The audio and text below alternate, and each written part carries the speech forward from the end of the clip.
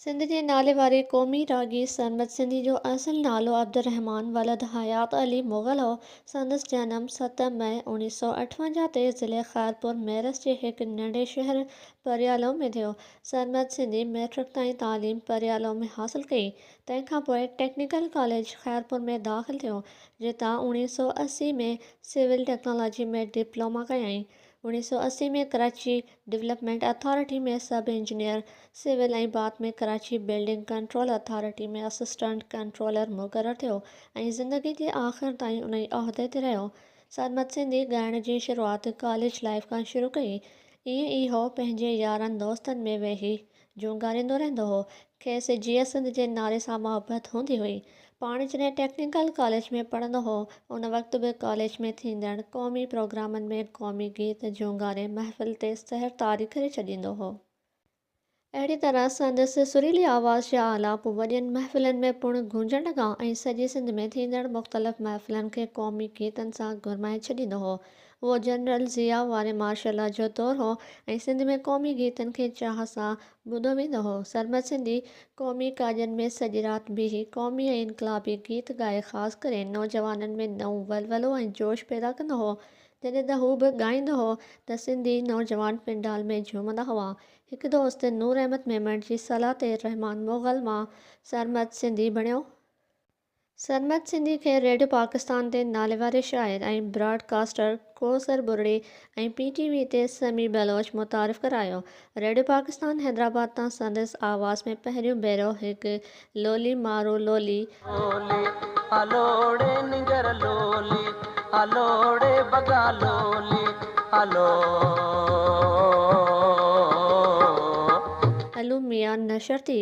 TV ते संदसि आवाज़ में ॻायल पहिरियों कलाम तुंहिंजी यादि जी वरी या वेर हू उन तुझे याद जी वरी आवीर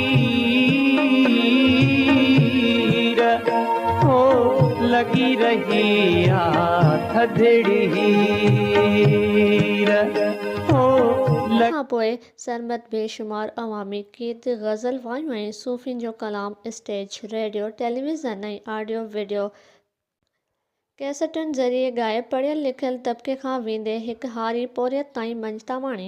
सरमद सिंधी जो तालुक़ु कंहिं पेशा वारा गायकनि जे ख़ानदान सां कोन हो, पर संदसि ख़ानदान हिकु मज़हबी घराणो हो जिते ॻाइण वॼाइण खे सुठो न सम्झियो वेंदो हो। हुन राॻ जी बाक़ाइदा सिख्या ॻोठ मां लाला अज़ीज़, शाहिद बज़मी ख़ान उस्ताद ज़फ़र अली ख़ान, ज़हूर ख़ान ज़ेबी ऐं बेदल मसरूर खां वरिती। हुन ॻायो हमेशह अलॻि अंग ऐं रंग में। हुन जे ॻाइण जो अंदाज़ समूरनि फ़नकारनि खां मुख़्तलिफ़ हो। हुन कॾहिं बि फ़िल्मी तर्ज़नि ते न ॻायो, अक्सर धुनूं पाण कंपोज़ कंदो हो ऐं शाइरी जी चूंड में महारत रखंदो हो। संदसि हमेशह उहा कोशिश हूंदी हुई त सिंधी मौसीक़ी में जिदत आणिजे। हुन हमेशह धरतीअ ते थींदड़ ॾाढ ज़ुल्म ऐं जबर जे ख़िलाफ़ पंहिंजे इनक़लाबी आवाज़ वसीले जंग कई। हुन हर मौज़ू ते ॻायो। संदसि महुर समाज ऐं धरती जा सूर हुआ। हुन वटि संदसि लाशऊर ऐं ॾात जी ॾेह में हिकु अहिड़ी ख़ूबी हुई जा कला जी पाबंदियुनि जी मोहताज कान हूंदी हुई। सरमद सिंधी जा वॾा असुल सखर जा हुआ ऐं अमली तरह हुन पंहिंजो पाण पंहिंजे गर्भादिन ऐं पंहिंजे ॿारनि खे सिंध धरती जी मिटीअ सां रचाए छॾियो हो। खेसि सिंध जी धरती ॿोली ऐं तहज़ीब सां बेइंतिहा मुहबत हुई। हुन सिंधियुनि जे दिलनि जी तर्जुमानी कई। सरमद सिंधी क़ौमी प्रोग्राम जी दावत जी का बि फ़ीस वग़ैरह न वठंदो हो। खेसि कंहिं क़ौमी काज जी दावत न बि मिलंदी हुई त बि फ़र्ज़ु सम्झी हुन प्रोग्राम में पाण मुरादो हलियो वेंदो हो। संदसि दोस्तनि खे चयलु हूंदो हो त कंहिं बि सिंधी जी दावत ॾियण ते संदसि अचण जी पक ॾिए। हुन कॾहिं बि पैसनि जी ख़ातिर न ॻायो, पर पंहिंजी दिली शौक़ जी पूराई ऐं धरती जो फ़र्ज़ु सम्झी ॻायो। हुन शाह लतीफ़ समेत शेख अयाज़, उस्ताद बुख़ारी, सरकिश सिंधी, अयाज़ गुल, अदल सूमरो, ज़ाहिर शेख, ताजल बेवस, ज़ख्मी चांडियो, नियाज़ प्यासी, समी बलोच, कौसर बुरड़ो, डॉक्टर मुश्ताक फुल ऐं ॿियनि शाइरनि जो कलाम ॻाए संदनि पैगाम खे जहर जंग ताईं पहुचायो। सिंधी अवाम में खेसि सिंध जो ॿीजल जे नाले सां यादि कयो वञे थो। नामियारे शाइर ताजल बेवस खेसि राॻ जो राणो ऐं सिंध जो विक्टर हारा करे सॾियो आहे। सरमद सिंधी साईं GM सैयद जी सालगिरह जे प्रोग्रामनि में हर साल पाबंदी सां शरीक थींदो हो। संदसि ज़िंदगीअ में सिर्फ़ सिंध सां मुहबत हूंदी हुई।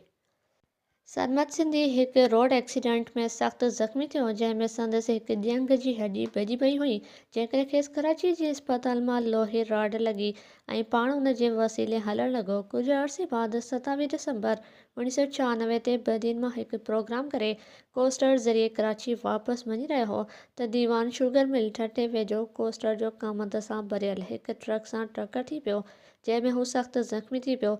खेसि कराची न्यू पियो वियो त रस्ते में दमदड़ी हवाले कयईं ऐं 35 सालनि जी फ़ौज जवानी में वफ़ात करे वियो। संदसि ज़िंदगी जो आख़िरी ऑडियो एल्बम मारोड़ा शहरोज़ हो, जंहिं में ज़ाहिर शेख, अयाज़ गुल, ज़ख़्मी चांडी ऐं ॿियनि शाइरनि जा गीत शामिल हुआ।